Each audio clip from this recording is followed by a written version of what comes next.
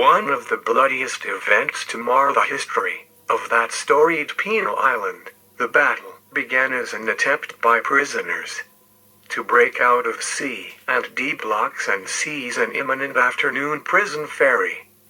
And like many prison breaks, preparations at once diligent, desperate, and ingenious were foiled by mischance, leaving only a hopeless, deadly shootout. The Battle of Alcatraz, which lasted from May 2nd to 4, 1946, was the result of an escape attempt at Alcatraz Federal Penitentiary by armed convicts.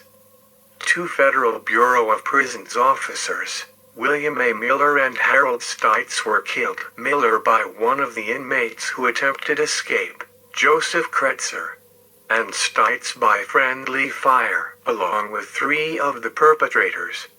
14 other officers and 1 uninvolved convict were also injured. 2 of the perpetrators were executed in 1948 for their roles.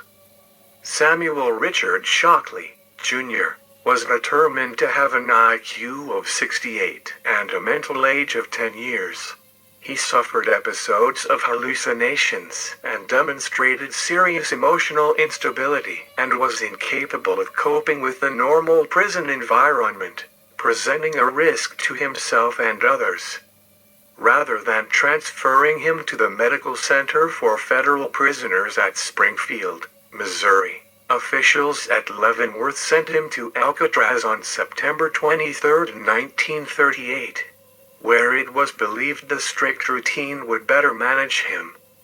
Myron Edgar Thompson was born on December 16, 1917. He was an inmate of Alcatraz whose participation in an attempted escape on May 2, 1946, led to his execution in the gas chamber of San Quentin. At the time of the Battle of Alcatraz, Thompson was serving life plus 99 years for murder of Texan police officer Detective Lemuel Dodd Savage. He also pulled armed robberies in New Mexico, Colorado, Kansas, and Oklahoma. He had notoriously bad luck when getting caught, but extremely good luck at escaping from jail. He had been arrested 8 times and held in small jails, and had escaped every time.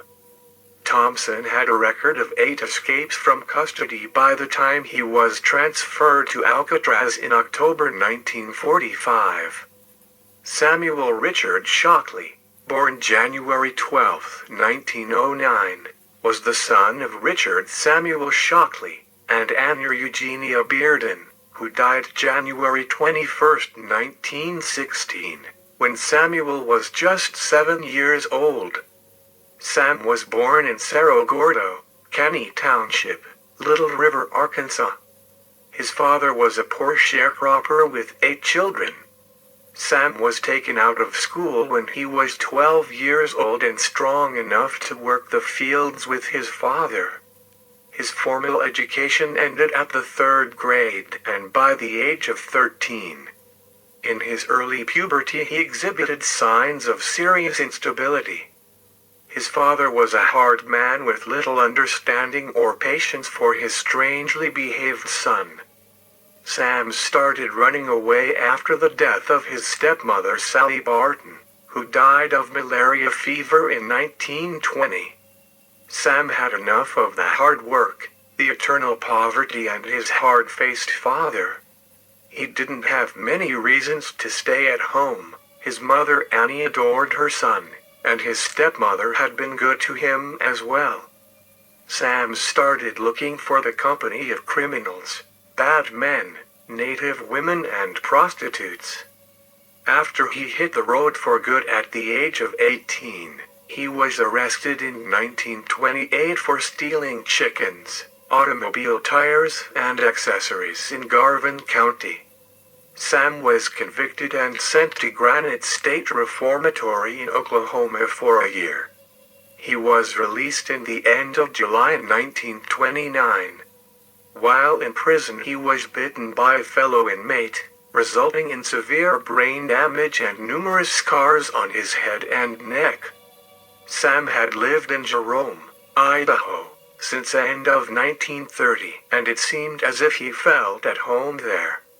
He found work as a cotton packer, farmhand and a dishwasher. In 1931, he was arrested twice in Birmingham, Alabama. His father died May 9, 1932. In 1934 things went wrong again and Sam was arrested for drunkenness and disorderly conduct. On October 6, 1936 Sam married Betty Moore, born 1923. Betty May was 13 years old. Betty's mother changed Betty's age in the consent document from 13 to 16, and she got a marriage license. The marriage was a disaster. Sam's instability continued after the marriage. Soon Betty was pregnant, but the child was weak at birth on August 7, 1937, and died 1.5 months later. After the child's death in September 1937, Sam left Betty in January 1938. On March 14, 1938, Sam and Edward Johnson stole a shotgun, and in the same night they robbed Mr. J. James from his car. On March 15, 1938, 13 p.m., Sam Shcokley and friend entered the Bank of Paoli. They collected $947 and forced Mr. and Mrs. Pendley, both employees of the Paoli Bank, into the car and left town. The stolen car broke down and Sam, Johnson and Mr. and Mrs. Pendley headed on foot for the Arbuckle Mountains. A hunter chased away the two young men and freed the Pendleys. Mr. Pendley recognized Sam on a police mugshot as one of the perpetrators. Sam Shcokley was arrested on March 25th. Sam was unarmed, but a shotgun and a .45 caliber pistol was found in the house. Sam was arraigned for bank robbery and kidnapping. Both men were sentenced to life imprisonment and sent to Leavenworth, Kansas. The revolt began on May 2, 1946 in C Block, when two prisoners overpowered a guard. One of them, Bernard Coy, destined to die in the following days. Siege had spent his last weeks on this earth fasting for this very moment. Now, he derobed and, with the help of a contraband bar-spreading gadget, squeezed his emaciated frame through some bars to gain access to a gallery connecting to D Block. The prisoners had the patrol patterns of the guards in the vicinity down to a T.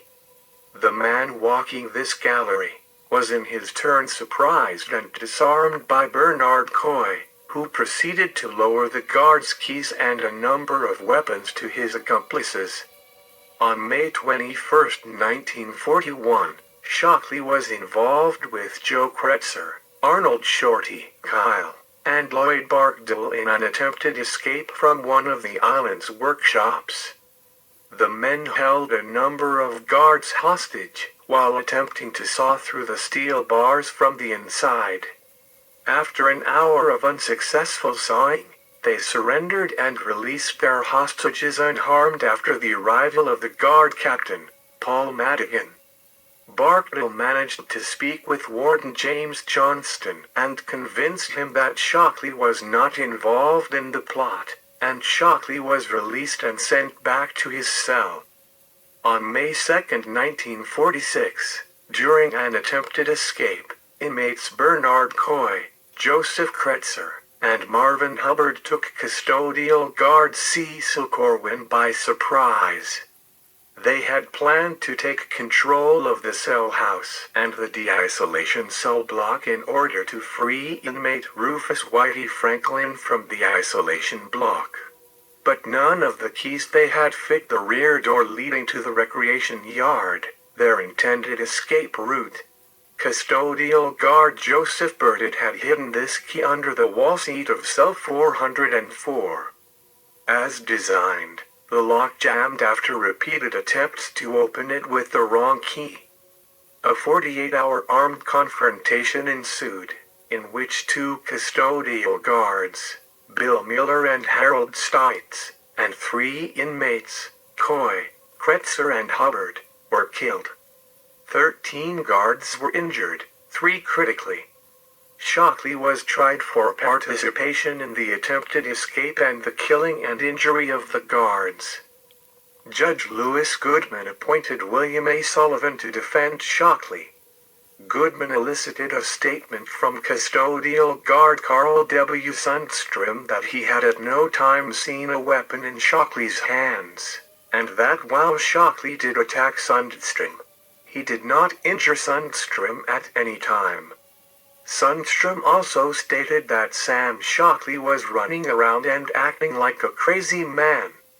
Other inmates such as Jack Pepper, James Quillen, Howard Butler, Edwin Sharp, and Louis Fleisch made statements that Sam Shcokley was running up and down the corridors carrying a wrench and wearing an officer's jacket several sizes too large for him, and repeatedly swore at the hostages. Also, the men all established that Shcokley was in the D block when the shooting began that injured the guards taken hostage, and later killed guard W. H. Miller. Inmate Joseph Moyle testified that Sam Shcokley did not say anything. He was just standing at the hostage cells, and he did not think Shcokley knew what was going on. He and other inmates who testified in court denied that they ever heard Sam Shcokley urge Joseph Kretzer to shoot the guards.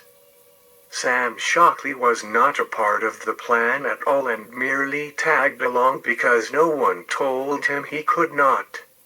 If Sam Shcokley was to have been a key figure in helping Bernie Coy enter the gun gallery, he would not have risked being placed in a solitary cell by smashing and setting fire to his cell in the riot of March 1946.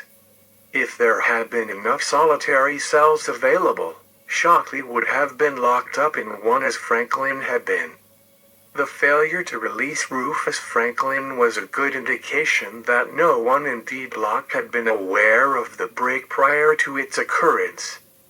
Joseph Moyle agreed to testify as an important defense witness, but Warden Johnston handed Sullivan a letter in which Moyle declared that he no longer wished to be summoned as a witness in the court case, because it would not be in his interest.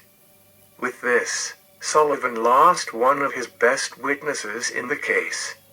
On December 21, 1946, Sam Shcokley, along with Miriam Thompson and Clarence Carnes, was found guilty of murder in the first degree at their trial before the Circuit Court of Appeals, 9th Circuit in San Francisco.